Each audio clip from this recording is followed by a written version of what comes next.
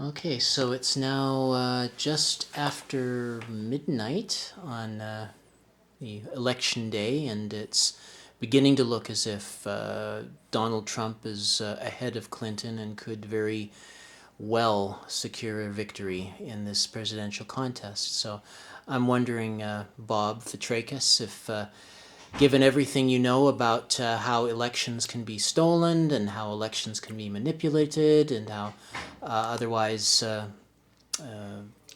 undermine the will of the people. I'm wondering what your thoughts are as you see this, as you've seen the election day results roll in. Do you is this kind of what you anticipated, or is this what does this speak to in your mind? Well, in Ohio, I think the purging of 1 million voters from the voting rolls since the last presidential election, with most of those being poor and minorities, pretty much guaranteed a close victory for Donald Trump. So that's obvious. And the fact that the Secretary of State, John Husted, didn't send out absentee ballot applications for another 1,050,000 people who were primarily minorities and poor people also. So I think the stripping of the voter rolls and the purging, the deregistration happened ahead of time. So with that, it made it much more difficult for the Clinton forces to win in the state. They were really beaten, in the year or two run up to the election by the Republican Secretary of State.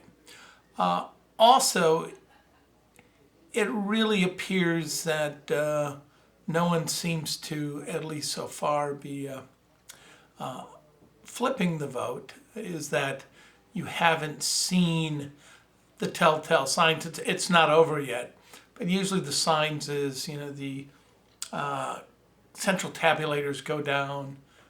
They have to go to a mirror oversight, a backup site.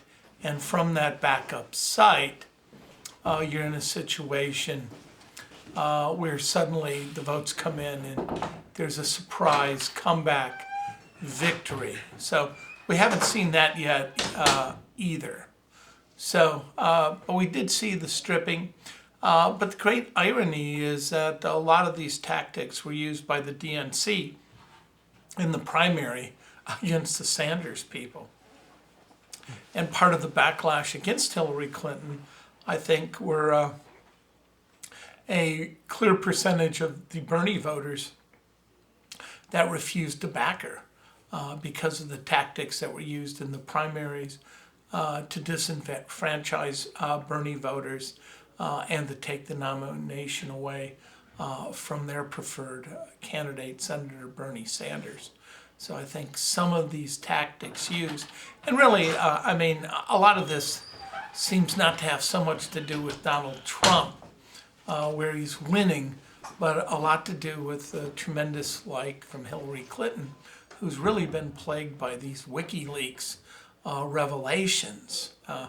And it's sort of like everything, the far right said about this family that you thought was hyperbole. They're a crime family, they're absolute influence peddlers, they don't have any problem as war hawks as long as they can make a buck off of it. All of that seemed to be true after the WikiLeaks revelations.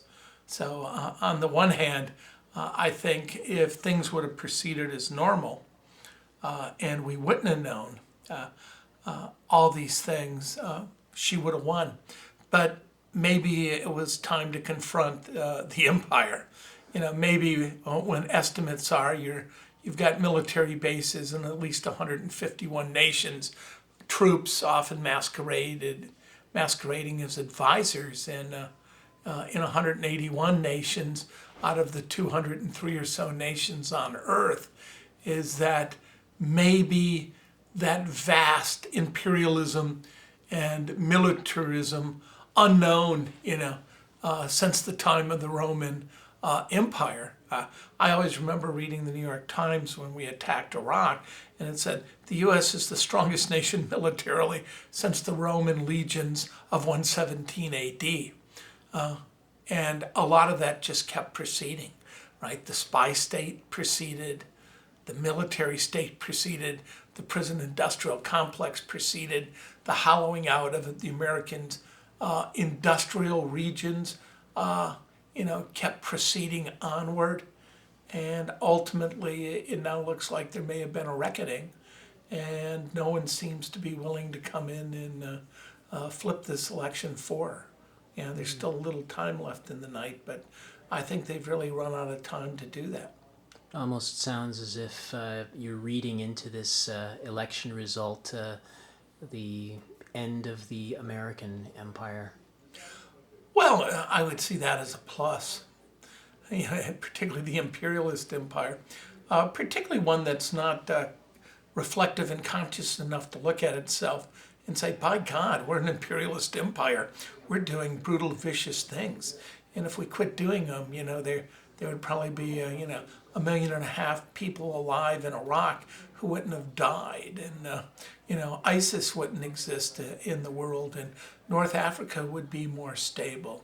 So, in many ways, I think it is the loss of consensus around the empire, around the neoliberals and the neocons, and her lack of popularity, which is really driven in things that family did. I mean, they acted in many ways like oligarchs, plutocrats, and some would say a crime family, from what we know from WikiLeaks.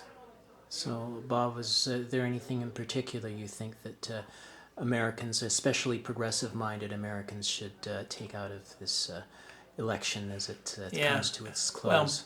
Well, number one, I would get some real sturdy boots. I would get, usually I recommend the Israeli-made gas mask. I would begin to create, affinity groups with your friends, because unless we hit the streets early, the Trump forces will be emboldened. And the only thing that's going to stop the rise of incipient, fascism and ultra right-wing nationalism is a mobilized majority across race and cultural lines. Okay. Bob Fitrakis, I want to thank you very much for your thoughts, and thank you to us also for your hospitality and playing host to me over the course of the day. Well, I was glad to have you here. It's been interesting. Okay, take care. Thank you.